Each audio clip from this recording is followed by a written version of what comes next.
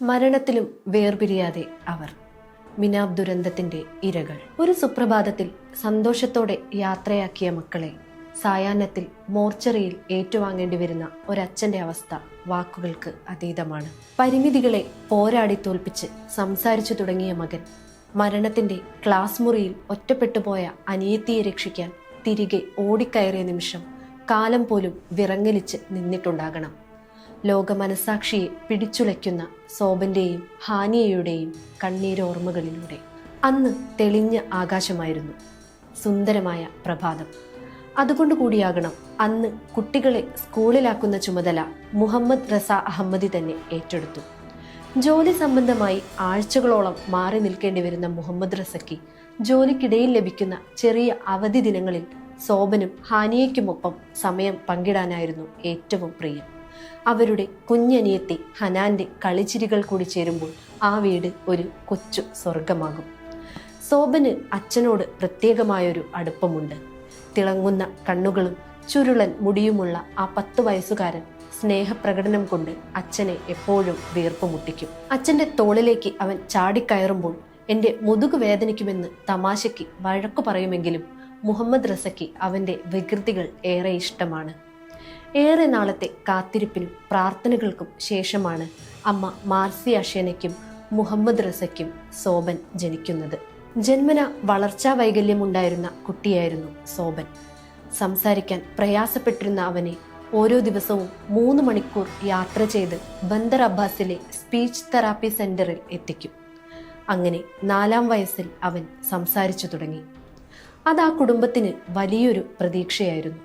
അതിനപ്പുറം അതൊരാശ്വാസമായിരുന്നു. അതിനുശേഷമാണ് അവനെ സഹോദരിക്കൊപ്പം സാധാരണ സ്കൂളിൽ ചേർക്കാൻ അവർ തീരുമാനിക്കുന്നത്. അനിയത്തി ഹാനിയാകട്ടെ വീട്ടിലെ ഏറ്റവും വലിയ തമാശക്കാരി. മറ്റുള്ളവരുടെ ശബ്ദമനുകരിച്ച് അവൾ എല്ലാവരെയും ചിരിപ്പിക്കും. അമ്മ വീട്ടുജോലി ചെയ്യുന്നത് കണ്ടാൽ അവൾ ഉടനെ അത് അനുകരിക്കും. അലക്കി വെച്ച വസ്ത്രങ്ങളെല്ലാം കട്ടിലിൽ നിരത്തിയിട്ട് അത് ഓരോന്നായി മടക്കി വെക്കുന്നതായിരുന്നു അവളുടെ പ്രിയപ്പെട്ട ജോലി. എന്നാൽ ഇക്കഴിഞ്ഞ ഫെബ്രുവരി 28 അവരുടെ വിധി മാറ്റിവരച്ചു.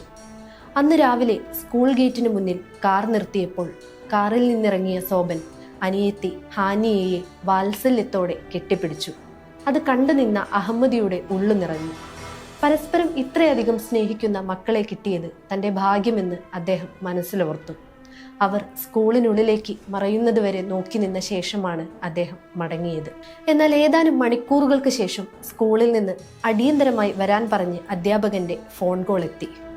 പരിഭ്രമത്തോടെ ഓടിച്ചെന്ന് സ്കൂൾ ഗേറ്റ് കടന്ന അഹമ്മദിക്ക് അദ്ദേഹത്തിന്റെ കണ്ണുകളെ വിശ്വസിക്കാനായില്ല. ഞാൻ ആകെ ആശയക്കുഴപ്പത്തിലായി. എൻ്റെ മക്കളുടെ ക്ലാസ് മുറികൾ എവിടെയാണെന്ന് ഞാൻ തിരഞ്ഞുകൊണ്ടിരുന്നു. പക്ഷേ അവിടെ കണ്ട കാഴ്ചകൾക്ക് ഒരർത്ഥവുമില്ലായിരുന്നു. എന്തു പറയണമെന്നറിയില്ല.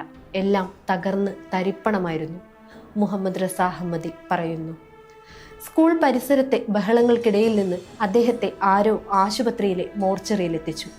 അവിടെ ഹാനിയയെ കണ്ടപ്പോൾ അവൾ ഉറങ്ങുകയാണെന്നേ ആ അച്ഛന് തോന്നിയുള്ളൂ.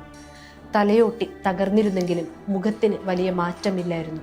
എന്നാൽ സോബന്റെ അവസ്ഥ ദയനീയമായിരുന്നു. 2 കാലുകളും ഒടിഞ്ഞ് ഒരു കണ്ണ് നഷ്ടപ്പെട്ട് മുഖത്തിന്റെ പകുതിയോളം തകർന്ന നിലയിലായിരുന്നു അവൻ. എങ്കിലും ഒറ്റ നോട്ടത്തിൽ തന്നെ തൻ്റെ മകനെ അഹമ്മദി തിരിച്ചറിഞ്ഞു. മോർച്ചറി അധികൃതരോട് തകർന്നു പോയ ശബ്ദത്തിൽ അദ്ദേഹം പറഞ്ഞു, അതെ, ഇത് എൻ്റെ മക്കളാണ്. 10 വയസ്സുകാരൻ സോബൻ, 7 വയസ്സുകാരി ഹാനിയ അഹമ്മദി. പിന്നീട് കേട്ട അറിവുകൾ ആ മാതാപിതാക്കളുടെ നെഞ്ച് തകർക്കുന്നതായിരുന്നു.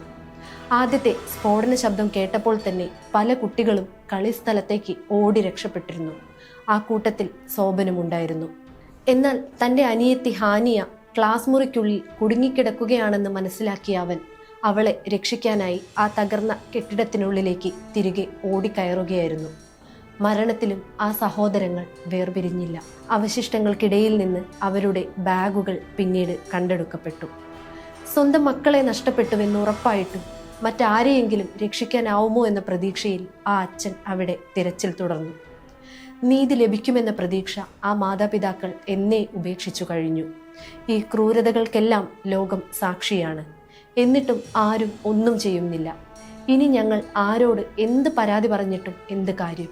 അതൊന്നും ഞങ്ങളുടെ ജീവിതത്തിലും നഷ്ടപ്പെട്ട മക്കളുടെ കാര്യത്തിലോ ഒരു മാറ്റവും വരുത്താൻ പോകുന്നില്ല. അവരുടെ വാക്കുകളിൽ നിഴലിക്കുന്നത് ലോകത്തോടുള്ള കടുത്ത നിരാശ മാത്രമാണ്.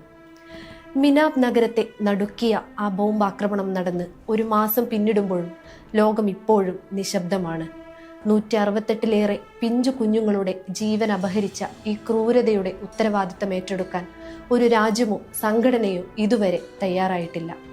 മനുഷ്യത്വത്തിന് മേൽ വീണ ഈ കരിനിഴൽ മാറാൻ അന്താരാഷ്ട്ര സമൂഹത്തിന്റെ ഭാഗത്തുനിന്ന് കാര്യമായ ഇടപെടലുകൾ ഉണ്ടാകാത്തത് വലിയ പ്രതിഷേധത്തിന് കാരണമാകുന്നുണ്ട്.